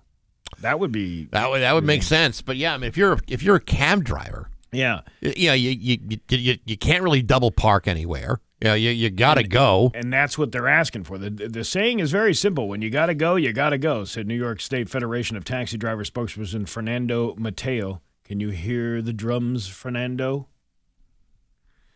When you have to take care of personal necessities, you have to take care of them. Drivers do have limited access to public restrooms in libraries, hospitals, churches, and parks, but many fear handing their wages over for tickets they could receive while stopping. Mateo said that some of the drivers, who often work 12-hour shifts, feel they have to resort to relieving themselves on the street while taking cover with car doors to avoid hefty fines. There's no reason why a driver has to pull over on the side of the road, open his doors, and relieve himself on the road. Well, that's still better than doing it in the cab. I'm sure some of them do that, too. To solve logistical difficulties for a cabbie of using the restroom, the Taxi Commission is demanding that the City Department of Transportation and the Limousine Commission issue an official placard that allows taxi drivers 10 minutes to legally park without fear of penalties. But the problem with that is there's going to be a level of abuse of that. Of course there is. It's not going to be somebody just getting out to go run into the bathroom for 5 minutes and come back out. You're going to have people just, it's my placard says I can use this. And he can take his own time and, get himself some lunch or something. I don't know, man. Many drivers suffer from health conditions like prostate issues, kidney disease, diabetes, and high blood pressure, and advocates say they need time and space to handle their business penalty-free. I don't know, man. I don't think I can do it. I mean, at least, the bathroom issue would be a big one for me. Yeah, I'm on the fence about this. On one hand, nobody wants to see anybody going in an alleyway and pulling over the side of the road and just urinating in the street. There's enough people in New York City doing that on a regular basis. You don't need people in a cab doing that. But on the other hand, again, the abuse of a placard. You ever see somebody taking advantage of somebody who's handicapped inside their vehicle? Absolutely. I used to take advantage. I used to love when my mother would come to visit with the handicap placard. Park right up front at Walmart. So convenient. The only problem is you go down to Florida, where she was from, you couldn't find a handicap space because everybody's handicapped. Oh, yeah, that's a problem. Yeah. But I don't know. We'll see. I think maybe having portable toilets inside the cabs might be next. I'd like to see that happen. Why not? You have an airplane bathroom. It's the same thing.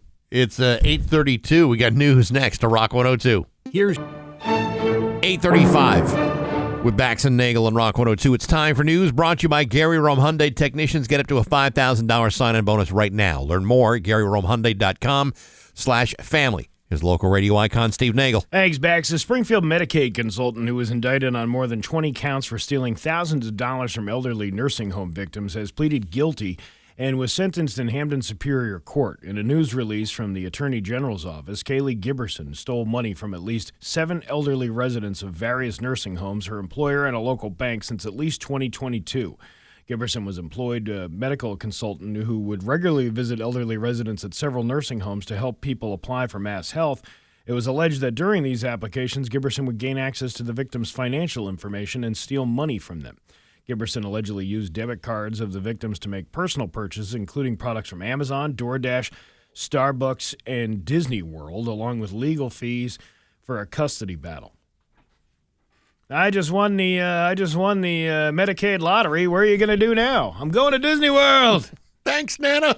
While employed with the Medicaid consulting company, she used the company's credit card to complete unauthorized online retail purchases that were delivered to her residential business and intended for her personal use. On last Thursday, Giberson pleaded guilty to stealing more than $40,000 from elderly nursing home victims and her employer. She is facing charges of larceny over $250, forgery, uttering a forged document or check, larceny, and attempted larceny. She was sentenced to 2.5 years in the Hampden County House of Correction. Now, I don't have a mugshot here, but I wonder if she's a candidate for, the caged heat speed dating service that we suggested that they run over at the... She's not on mugshotties? No, I don't know. Let's see. Yeah, I don't know. I don't know if she is or not. I can't. I don't have there's no picture. Somebody reminded me that there used to be a time when senior citizen discounts would have applied for people who are 55 and older, which would have made me technically a senior citizen. Yeah. And it occurred to me okay, if I did consider myself a senior citizen, and I feel I'm probably another few years away from that. Yeah. I could easily be scammed and duped by someone who wanted me to, give them access to all my accounts. Yeah. That I'm just a few years away from being targeted and then suddenly so trustful of everybody. And I'm not really happy about the idea that those days are coming. I'm still at the point in my life where I'm very suspicious of anyone asking me for money for anything. But I know the day is going to come where I'm just going to want to say, well, they seemed like nice young people. Yeah. They seem to really care about what's going on in my life. Here's a check for $10,000. $10,000. I'm elderly. What am I going to do with it? Yeah. Can't take it with me. Let's see. When a police captain in the West Springfield Police Department routinely removed money from evidence to pay for his home mortgage, he should have known that he would face criminal penalties for using evidence lockers as a personal piggy bank, according to the Supreme Judicial Court. They concluded that on Friday. Former Captain Daniel Spaulding avoided jail time in 2021, but he was sentenced to a one-year term of probation for stealing and returning more than $17,000 from the station's evidence locker. Yet Spaulding sought to review from the state's highest court, arguing he should not have been charged under the statute because the conflict of interest law was too vague to put him on notice that his behavior would have criminal consequences. What? What? You know what? You got off pretty easy. Spaulding, you'll get away with nearly nothing. Exactly. I like it. I'm not going to golf today, Grandpa. I got things to steal. Spaulding was only borrowing the money, according to his attorney, Ashley Allen, who argued in November, which, in her view, is not enough to prove that the officer acted with fraudulent intent to get an unwarranted privilege or benefit based on inappropriate use of his station worth more than $1,000. The SJC disagreed. It is not allowed under the conflict of interest law to borrow money from an evidence room to pay personal expenses. It's not a bank. It's called evidence for a reason. If the numbers, they're supposed to get the serial numbers from that cash when a cash is confiscated. Yeah, it's all that way. When you go to court and you have to prove that somebody did something criminally wrong, you can say these are the exact bills that we got from this suspect's car or wherever that they took it from. Yeah, it's not a bank. And, anytime you've heard things like this happen, and from time to time you do, they always seem to figure out who did it. It's not like we can't figure out we can't figure out any of this stuff. Who's been rifling through all this evidence? This is Justice Scott Kafker noted in an opinion that it is not allowed under the conflict of interest law. Kafker also wrote, when he secreted the money from the evidence room to pay his mortgage and later lied to investigators, Spaulding acted with the specific intent to secure himself a privilege he knew or should have known was unwarranted and did so by means of concealment, trickery, deception, or other knowingly wrongful act demonstrating fraudulent intent. Hey, this ain't J.G. Wentworth over here. You need a cash settlement, and I want it now. I need cash now. You should have called 877-CASH now. It's my money. And I want it now. Listen, I know you had good intentions to replace what you took, but that's not good enough. Spaulding was one of three people with access to the department's evidence room between 2011 and 2016. After promoting Spaulding, Chief Ronald Camperchari decided to conduct an audit of the evidence room, and an auditor discovered tens of thousands of forfeited dollars that had not yet been turned over to the Attorney General's office. Around the same time, there were other notable instances of evidence room cash thefts in Massachusetts police departments, which had prompted Camperchani to order the audit. When investigators questioned the officers with access to the evidence room, Spaulding denied taking the missing money, claiming there would be no record of outside cash going into his bank accounts, and told them he believed the money would somehow turn up. Oh, he felt like he was going to return it. Except that did not happen. Yes. And you know what? The first time you take something, it seems, I can't believe I got away with it. I wonder what would happen if I had to pay my mortgage next month, too. Well, all of a sudden, your mortgage has been paid for a full year from evidence money. You're robbing Peter to pay Paul. I don't know who these Peter and Paul guys are, but they seem... not like on the up and up. Maybe not. Some money did turn up days later when Spaulding texted the chief and asked him over to his house, only to reveal 3 evidence bags of cash. I wonder if it was one of those ones that says not a bag of stolen cash. Like, remember that not a bag of drugs that we talked about last week? He had been securing the money, he told the chief, and at the chief's direction, returned the bags containing $17,611. Now, I got to tell you, that have to be one hell of a mortgage payment. And this is where I'm going with this, but not all bills are the same. Unique serial codes make it possible to tell when money went into circulation, and investigators determined about $5,700 of these bills were not in circulation when they were supposedly seized. And during the time when Spaulding had access to the evidence room, investigators found there were patterns of Spaulding accessing the room, leaving the room, then depositing the money in a mortgage account that otherwise wouldn't have been be able to clear the next mortgage payment. Spaulding was placed on administrative leave in 2017 and resigned after a trial judge issued a guilty verdict. I give the lawyer credit for fighting this in a way that seems so preposterously wrong. Yeah, it's not like, there's other ways to go about this. Perhaps refinancing with a qualified lender,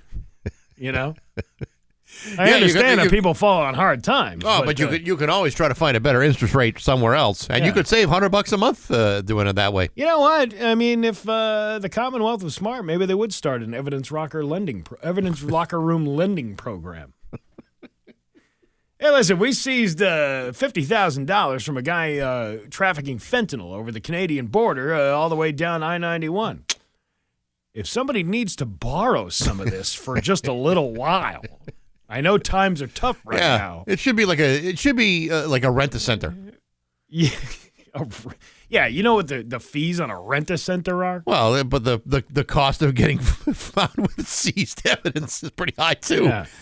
Your Pioneer Valley forecast today going to be sunny with a high of 27. Tomorrow, wintry mix of sleet and snow at a high of 31. It is 20 right now in downtown Springfield. I'm Steve Nagle, and that's the news on Rock 102. Oh, yeah. Who do the pros trust? Rock 102, Springfield's Classic Rock. 851 and Allison Chains on Rock 102. I'm surprised in that West Springfield story that when they released the press release on that the West, knowing the history of the West Springfield Police, they say, an evidence locker at an unnamed business. What businesses in West Springfield have evidence lockers? Because they're all shy on the details sometimes. And they have to piece it together. When they see, and then you're looking at the picture of the suspect, and it's like a Kohl's or something like that. Yeah. They put the picture of the front desk at the police station. Like an unnamed business in West Springfield. Yeah, like they're stealing lumber out of a place with a bunch of guys with the orange smocks. Yeah, I wonder what business that could be. I don't know. I don't know. No idea. Let's see. Hey, isn't there something that is going on tomorrow night in Westfield? Yeah, and it might be postponed. What? Because of this weather thing. Come on. Well, because I heard from the owner. Maybe we should think about a different day. But I'm banking on, they're saying it's early that this stuff is happening. And by the time, 7 o'clock comes around, all the roads will be It'll plowed. be all plowed and ready to go. Comedy, laughs in the face of weather problems. Yeah. So for now, yes, there's a $20 dinner and a comedy show over at the Shortstop Bar and Grill. You can get tickets by messaging me.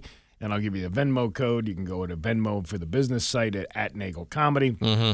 And, you can go from there. All right, good. Because, I hate to think that there would be any problems. And there shouldn't be. No. Just go ahead and plow yourself right through it. That's what really matters. You ever get upgraded to first class on a plane? I did once, and it was awesome. Me too.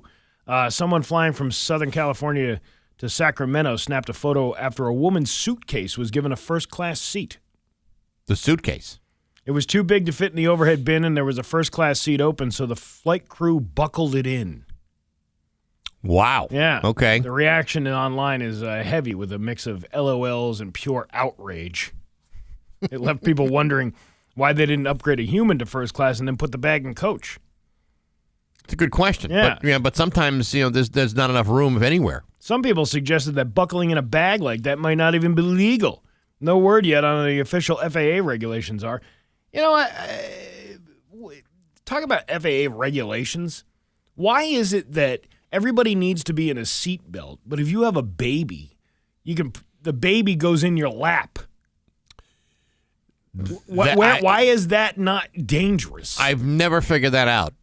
It's actually one of the stupidest rules I've ever seen. I mean, I understand that, I really don't think you should be paying, another $500 for a baby to travel with you. But, if you're talking about safety measures, why is the baby just allowed to sit in somebody's lap when everybody else has to have their seatbelt on?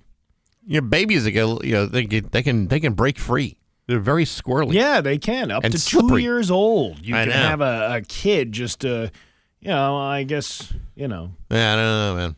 Yeah, in the same trip, I got bumped up on the flight. Yeah, I got an automatic upgrade to my my rental car because they gave away the car I was supposed to get, and they gave me an upgrade. And then I went to the hotel and was able to get early check-in. It's like the greatest trip ever. It's like how could I possibly get any luckier? You could have had an extra $15 for a meal that cost more than $15. Remember you had that experience? There was that too, but Yeah. nevertheless, yeah, it was a good trip. I got upgraded once. It was glorious. You get as many snacks as you want out of that little basket. I know. And they come and it's not like Coach where they just throwing peanuts or pretzels at you. Yeah, This is like good snacks. It's a bouquet of snacks. Oh, and they let you choose from it. It's like it's unbelievable. Plus, you can get all the drinks you want too. Yeah, it says so right here on the ticket. The ticket that you didn't pay for. That's right. That's exactly true. All right, let's give some stuff away. Yes, Joe Bonamassa is coming to Foxwoods at the Premier Theater on Saturday, March 1st. It's an 8 o'clock show. If you've never seen Joe Bonamassa play or don't know anything about him, my God, the guy is so talented. It's going to be a great show. We happen to have a pair of tickets to the 10th caller at 293-1021. Joe Bonamassa at Foxwoods. Good luck on Rock 102. Live